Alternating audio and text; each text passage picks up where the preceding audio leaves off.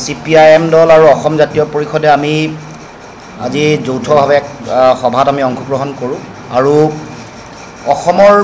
সাম্প্ৰতিক যিটো পৰিৱেশ অসমৰ মুখ্যমন্ত্ৰীৰ যিটো এক গণতন্ত্ৰ সংকটত পেলোৱা সাম্প্ৰদায়িকতাৰ বিষবাষ্প বিয়পাই সমাজ ভঙা আৰু তাক ৰাজনৈতিক অস্ত্ৰ হিচাপে ব্যৱহাৰ কৰাৰ তেওঁ যিটো কুটিল ষড়যন্ত্ৰ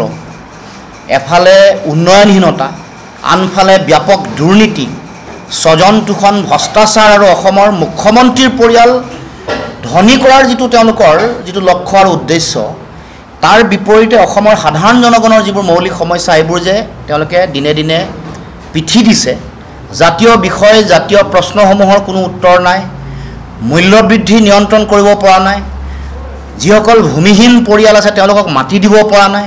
চাহ বাগিচাৰ মানুহক বান গৰাখহনীয়াত আক্ৰান্ত হৈ ভূমি হেৰুৱা হৰিশংকৰ ব্ৰহ্মৰ প্ৰতিবেদন 8 লাখ মানুহৰ কথা কৈছে তেওঁলোকক মাটি দিব পৰা নাই তাৰ লগে লগে চাৰিওফালে কৰকাটল বহাইছে খাজানা বহাইছে বিদ্যুতৰ মাচুল বহাইছে জনগণ ভাৰাক্ৰান্ত সৰ্বশ্ৰান্ত আনকি স্বাস্থ্য কেন্দ্ৰৰ যিটো পুতৌ লগা অৱস্থা গুৱাহাটীৰ মাজমজিয়াত থকা গুৱাহাটী চিকিৎসা মহাবিদ্যালয়ত জন্ম হোৱা শিশু আটাইতকৈ প্ৰয়োজনীয় যিটো কেয়াৰ পাব লাগে তাতে শিশু মৃত্যুমুখত পৰিছে আজিও এগৰাকী গৰ্ভৱতী মহিলা মৃত্যুমুখত পৰিছে এই ভয়ংকৰ ভয়াবহ পৰিৱেশ মৌলিক বিষয়ক বাদ দি অসমৰ মুখ্যমন্ত্ৰীয়ে বিজেপিয়ে যি ধৰণৰ এটা ৰাজনীতি তেওঁলোকে কৰিব বিচাৰিছে তাৰ বিপৰীতে পৰৱৰ্তী দিনসমূহত এই মূল বিষয়বোৰক লৈ মৌলিক বিষয়বোৰক লৈ কেনেকৈ আমি ঐক্যবদ্ধভাৱে আগবাঢ়িব পাৰোঁ তাৰে আমি চৰ্চা কৰিবৰ কাৰণে আমি ঐক্যবদ্ধ হৈছোঁ মানে আমাৰ মূল কথাটো হ'ল যিবোৰ সমস্যা যিবোৰ জাতীয় বিষয় যিবোৰ মৌলিক বিষয় এইবোৰত আমি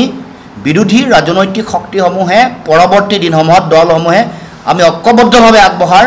যিটো চিন্তা যিটো লক্ষ্য তাৰ সেই সম্পৰ্কতে আজি প্ৰাৰম্ভিক আলোচনা আমাৰ মাজত হৈ গৈছে মূল বিষয় যে অসমৰ জনগণ সংকটত অসমৰ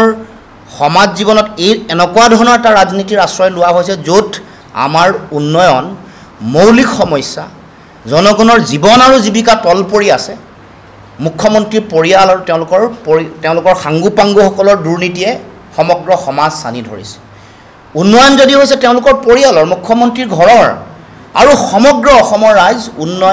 উন্নয়নহীনতাত নিমজ্জিত এফালে স্বাস্থ্যখণ্ড আনফালে শিক্ষা তাৰপিছত মূল্যবৃদ্ধিয়ে কোঙা কৰিছে অসমৰ সমাজ গতিকে আমি এই মুহূৰ্তত আমি একেলগে যুঁজিব খুজিছোঁ একেলগে ৰাজনৈতিক দলসমূহে ঐক্যবদ্ধভাৱে আগবাঢ়িবৰ কাৰণে আমি সিদ্ধান্ত গ্ৰহণ কৰিছোঁ আৰু আজি প্ৰাৰম্ভিক আলোচনা 25 তাৰিখে আমাৰ সভা হ'ব তাৰপিছত পৰৱৰ্তী দিনৰ যিটো কৰ্মপন্থা সেই সম্পৰ্কত এটা ৰূপৰেখা আমি মিলি নিৰ্ণয় কৰিম আমি মূল বিষয়ে ইছ্যু বেছ আমি কথা পাতিছোঁ বাকী কথা বতৰাবোৰ 25 তাৰিখে আলোচনা আছে পৰৱৰ্তী দিনত হ'ব গতিকে আমি বিৰোধী দলপতি এইটো এটা সাংবিধানিক দায়িত্ব বিৰোধী দলপতিগৰাকীক অসমৰ সমস্যা জাতীয় বিষয়সমূহ আমি তুলি ধৰিছোঁ আমি ৰাজনৈতিক দল হিচাপে অসম জাতীয় পৰিষদ হিচাপে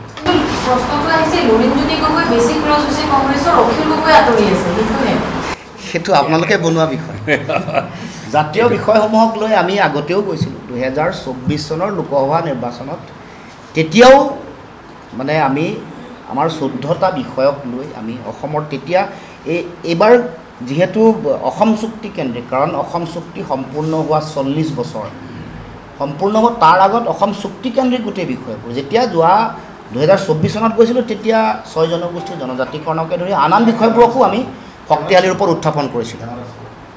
গতিকে এইবাৰ আমি যিবোৰ বিষয় উত্থাপন কৰিছোঁ অসমৰ লগত জড়িত অসমৰ ভৱিষ্যত আমি যিবোৰ তেওঁলোকে প্ৰতিশ্ৰুতি দিছিলে পালন নাই কৰা আৰু সেইটো যিহেতু চৰকাৰ তেওঁলোকৰ আছে 11 বছৰ চৰকাৰ বিজেপি দলে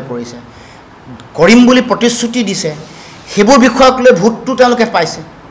তেওঁলোকে প্ৰতিশ্ৰুতি পালন কৰা নাই আমি সেইকাৰণে বিৰোধী দলপতি উপদলপতিগৰাকী অসমৰে 2 গৰাকীকে কৈছোঁ যে এইবোৰ বিষয়ত আপোনালোকে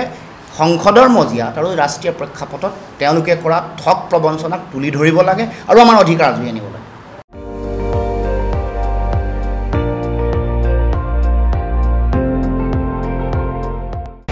আপুনি চাই আছে ND24 সৰ্বশ্ৰেষ্ঠ নহয় সৰ্বোত্তমৰ দৌৰত